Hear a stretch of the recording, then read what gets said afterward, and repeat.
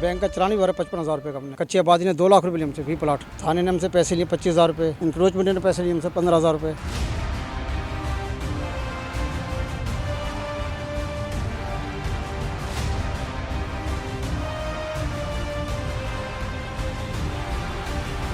जाली दस्तावेज़ बना के सरकारी अराज़ी फ़रोख्त करने की कोशिश कर रहे थे।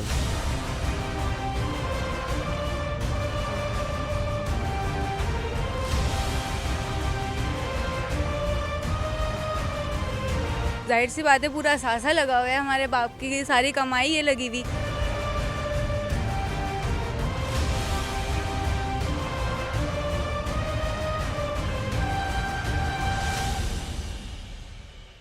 मैं हूं आपका मेज़बान इमरान मलिक। आप देख रहे हैं इमरान ट्रिब्यून हैदराबाद में फातिमा जिना कॉलोनी 11 नंबर में मौजूद हूं। मेरे पीछे आप देख सकते हैं कि काफ़ी पक्के मकानात जो है वो गिरा दिए गए हैं।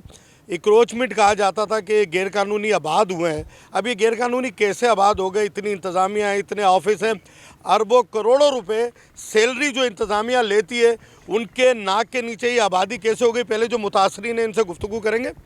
आप कब से बैठे हैं यहाँ? देखिए 5 साल हो गए भाईजान। तो आप तो वो इंतज़ामिया तो ये कहकर गिरा कर चले गई कि गैरकानूनी बैठे थे। भाई हमने बैंक का चलान भरा, कच्ची आबादी की लीज़ भरी है, सारे कानूनी काम कर रहे हैं, उसके बाद बनाया हमने। थाने ने हमसे पैसे लिए 25,000 रुपये। अच्छा। इंक्रोचमेंट ने पैसे लिए हमसे 15,000 रुपये।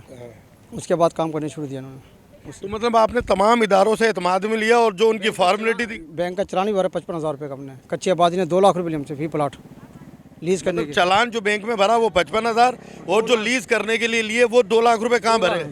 कच्ची आबादी वाले को दिए। अच्छा, वो रिश्वत की मत रिश्वत की मत मिली, उन्होंने मिठाई ली हमसे। अच्छा, मिठाई 2 लाख रुपए लिए और चालान 55,000 जमा करवाया है जी। तकरीबन 3 लाख रुपये देने भाई इजाज़त मिली बनाने की हमें। अब उसके बाद बना के सारे थोड़ी रिहाइश से भी बहनें बैठी थी, मेरे घर का पूरा घर तोड़ के बना हुआ। आपने कंप्लेन की कि कमिश्नर जो आए थे, जो गिराने के लिए लोग आए थे, उनको नहीं बताया कि 2 लाख किसको दिए, 15,000 किसको दिए? कह रहे जाओ यार, तुम्हारा क्या काम है, निकलो यहाँ से। सुनी नहीं रहा हमारी बात किसी की। कोर्ट का ऑर्डर भी दिखाया उनको, कह रहे हम नहीं मानते किसी को, तोड़ के चले गए सर। लीज के पेपर भी हैं हमारे पास सर।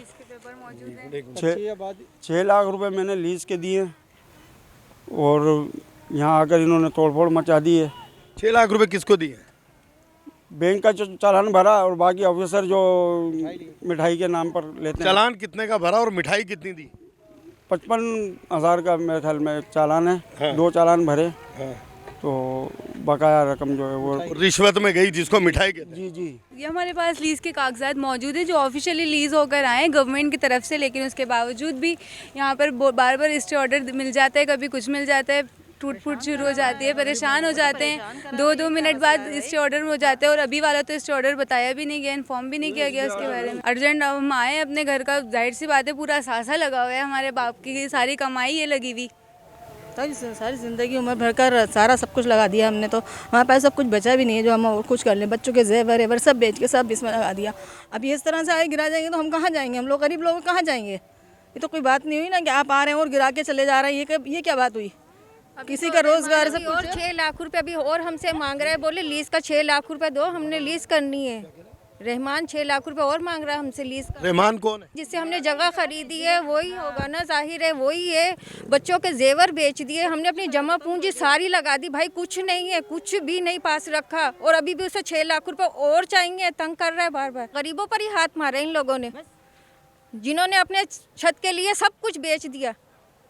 उनकी जगह को क्यों नहीं हाथ लगाया गया?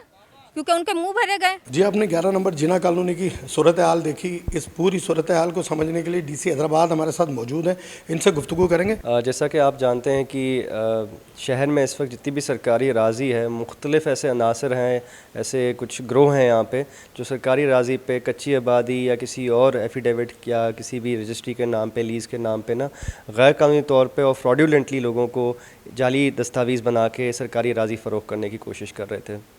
इस मद में शहर के मुख्तलिफ़ मकामात पर हमने अपनी इंक्वायरीज़ की और हमें पता लगा कि लतीफ़ाबाद 11 नंबर महर अली कॉलोनी के सामने एक फातिमा जिन्ना हाउसिंग सोसाइटी है जिसके आगे यूए नंबर 168 इस वक्त मौजूद है। उस यूए नंबर 160 जो कि सरकारी अराज़ी है, कुल 111 एकड़ पे मुश्तमिल अराज़ी है।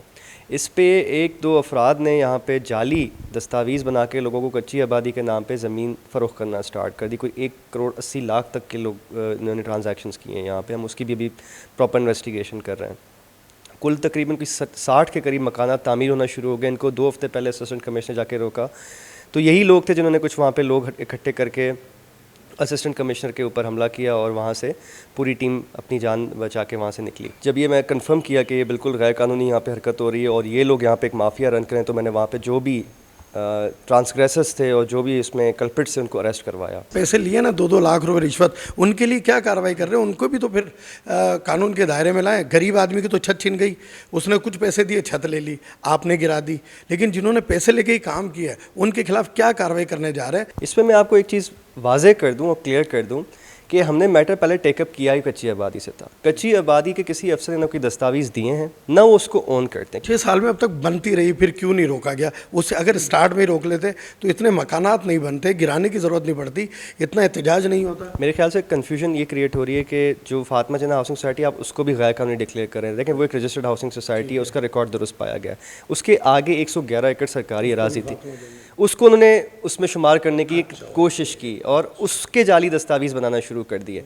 मैंने वहाँ पे कुछ 25-30 लोगों के कागजात देखे हैं, प्रिंटिंग ही बता रही है कि वो गैर कानूनी है। अच्छा, नक्शा जात जो लेकर आए, नक्शा जात में अलिफ बे ते करके साइन की गई है, हाउसिंग सोसाइटी को हाउडिंग सोसाइटी लिखा हुआ है। मतलब इस तरीके से लोगों की आंखों में धूल झोंकने के लिए, फ्रॉड करने के लिए, लोगों को बेवकूफ़ बनाने के लिए हरकत की गई थी। मैंने अगर इसमें कोई भी अफसर पाया, अगर ढूंढा होता जिसकी हरकत मैं खुद उसके मुद्दई बनता उसके खिलाफ, उसको खुद एंटी करप्शन वगैरह, मेरा ट्रैक रिकॉर्ड भी यही है।